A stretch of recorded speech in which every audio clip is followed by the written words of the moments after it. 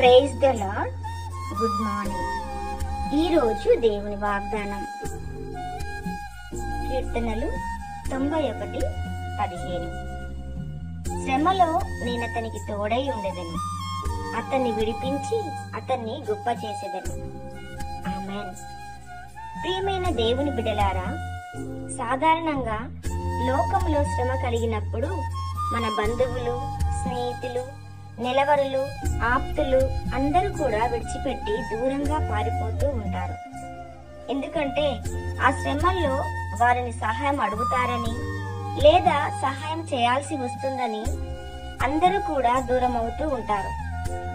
కొన్నిసార్లు నా అన్న వారే చేయి విడిచిపెట్టేస్తా ఉంటారు. కానీ మన దేవుడు శ్రమలో నేను అతనికి తోడై ఉంటానని సెలవిస్తూ ఉన్నాడు. అంత మాత్రమే కాదు గాని అతన్ని విడిపించి అతన్ని గొప్ప చేసేదను. మన దేవుడు ఎంతైనా నమ్మదగినవాడు, వాగ్దానం చేసి నెరవేర్చేవాడు.